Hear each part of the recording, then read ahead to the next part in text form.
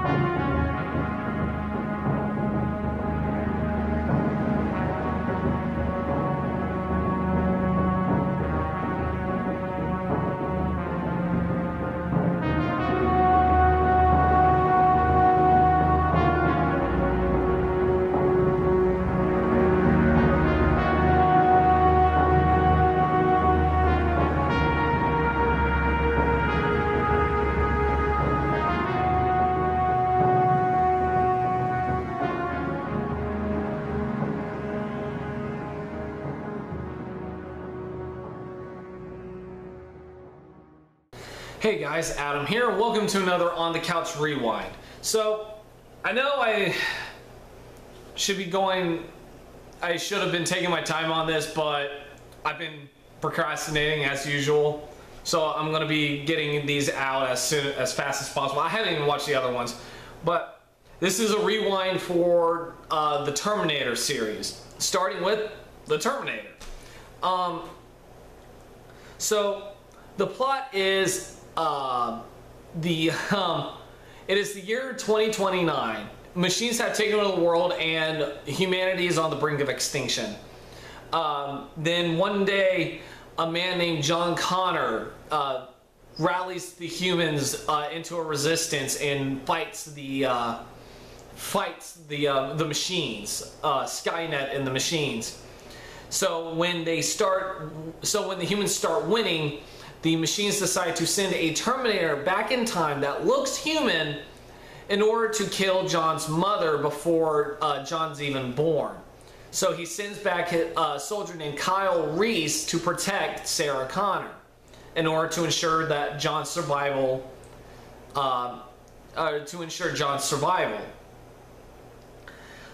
So this is a movie that I actually saw in theaters last week. And god damn does this movie hold up. I mean, let me just tell you, like, seeing it in the theater, granted it wasn't a big screen, it was pretty small, but seeing it in the theater was pretty amazing actually. Just witnessing, just maybe not feeling what it was like for people who saw it the first time around, because let me tell you, I was already a Terminator fan before I walked into this movie. You guys know, I love Terminator. I do. I really do. I mean, hell, you saw my Terminator Genesis trailer reaction video. You know how much I love Terminator. So seeing this in theater really made me kind of appreciate people who did see this in theaters. I'm assuming my dad did too. I guess, I don't know. I don't think he did. Maybe. Well, I'll ask him. But just seeing it on the big screen, seeing Arnold on the big screen, seeing Arnold just look at you with his sunglasses on as he leans leans towards the cop, says, "I'll be back." That was kind of chilling because I mean, it's seeing a movie, especially something like Terminator, on the big screen is a little different than seeing it like on TV or something, because because you're not seeing it by yourself. You're seeing it with a group of people. So you get immersed in that experience. I mean, I've only ever really experienced something like that once before, and that was with Ghostbusters, which I'm really hoping they re-release that in theaters because I'm so there. But yeah, this is such a good movie. This movie fucking holds up. Yeah, are some of the special effects dated? Yeah, but you know what? That is such a fucking nitpick. I'm not even gonna dignify that. It is because this is one of my favorite science fiction movies of all time. Hell, it's one of my favorite action movies of all time. I love this goddamn movie. The cast. Let's just get Arnold out of the way. He is fucking amazing. I mean, Last Action Hero made the joke of Sylvester Stallone as the Terminator. There is no fucking way Sylvester Stallone would have been the Terminator. This would have been Arnold. It was going to be Arnold. Arnold just has the ability to just wipe all emotion from his face. I don't know whether it's because he's not that great of an actor, but goddamn is he charismatic. He's enjoyable to watch, and he just knows how to be a machine immediately. Just when he's walking towards those Bill Paxton and the other punks, he's just standing there, just dead eye, not even fucking looking at them. Just nothing clean, right? And you're just and you're and of course it's a completely different performance than what I saw in The Last Stand the other day, which I watched on Netflix. I still love that movie. But he's a force to be reckoned with. He is. Like when Kyle Reese says he doesn't know pity or remorse, you can't bargain with it.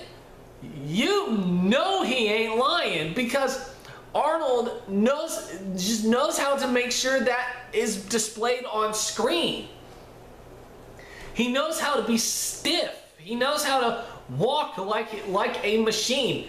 And the way he uses his guns is amazing. Now, I know Arnold is an avid gun guy today. I mean, hell, he loves showing off the tank he likes to ride around on Facebook. Like, he has a tendency to ride around in a fucking tank. That is how awesome Arnold is, okay? And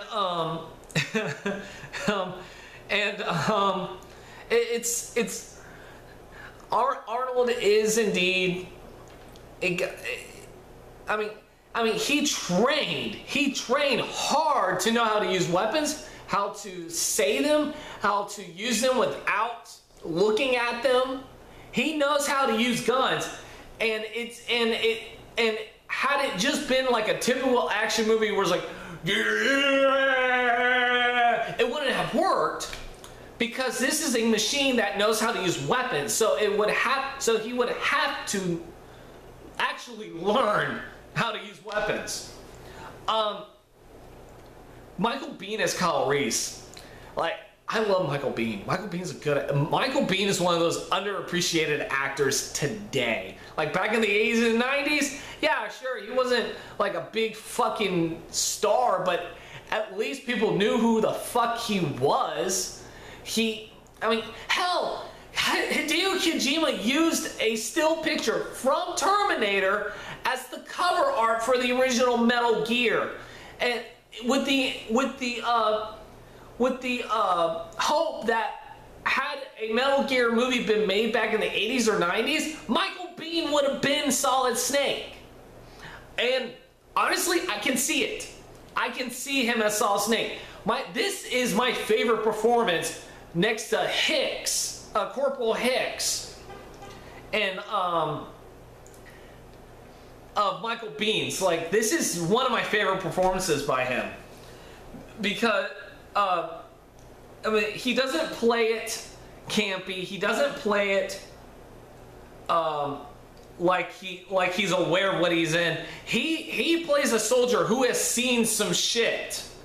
He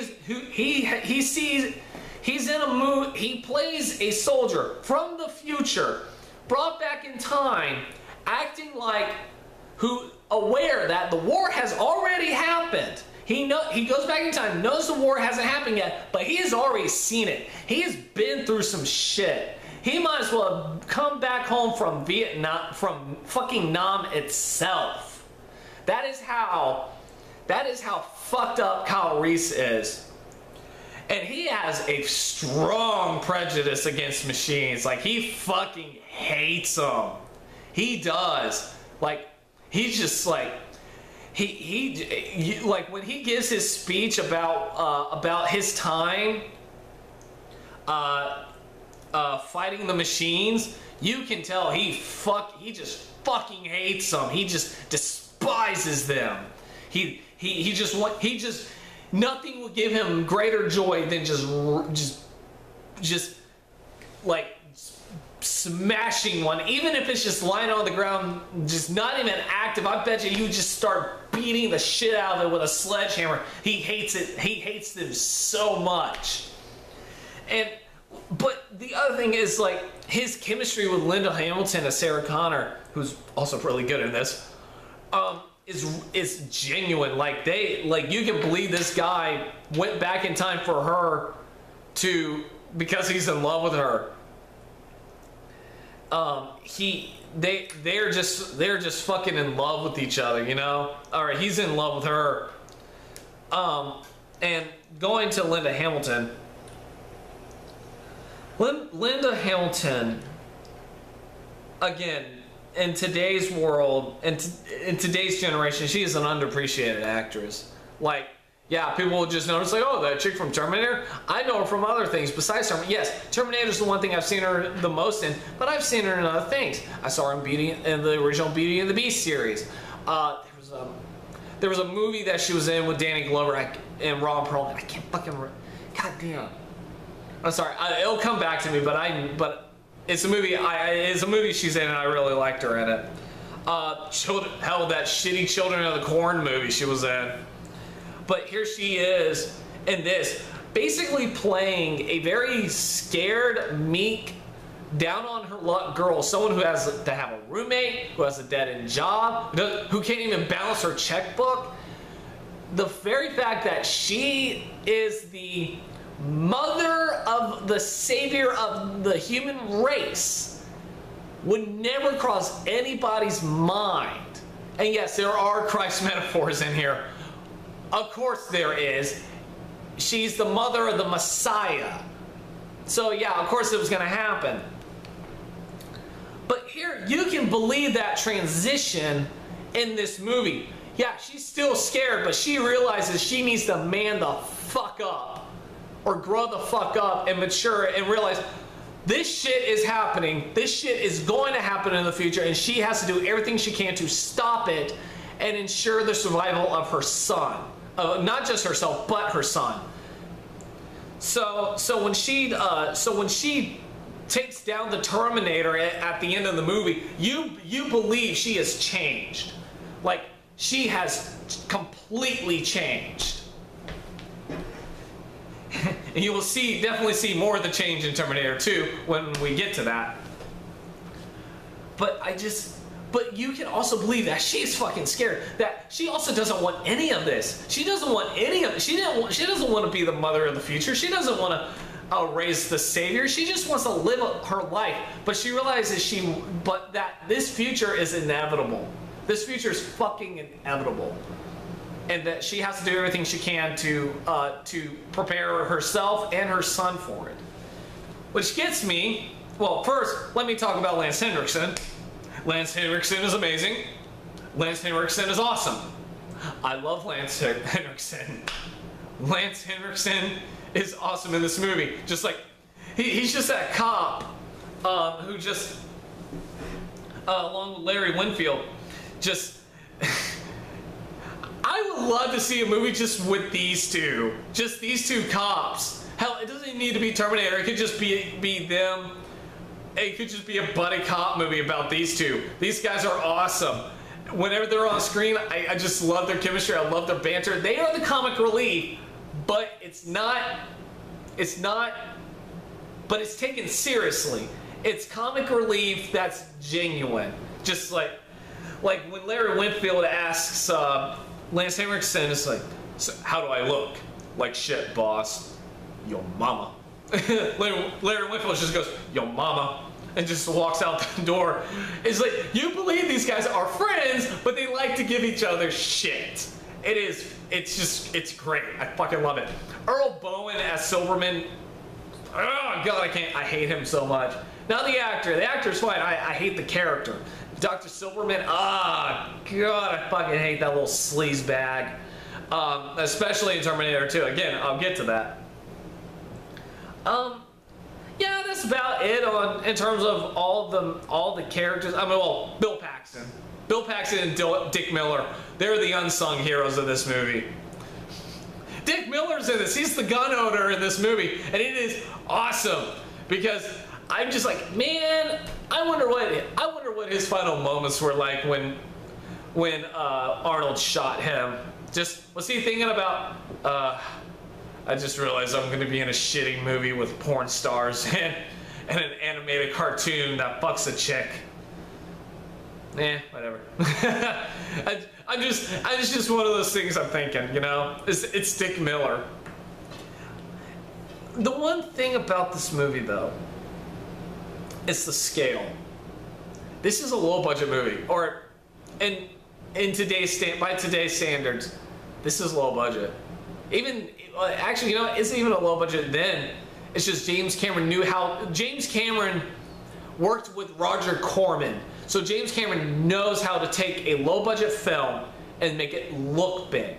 And that's this movie. There is a sense of scale, epic scale with this movie. Just how big the situation is. He knows how to take the end of the world and make it look huge. And it's definitely like that with this movie. Is we see the future. We see what's at stake here. We see this is the future we could possibly have if we don't do something about it. We've got to do something about it. And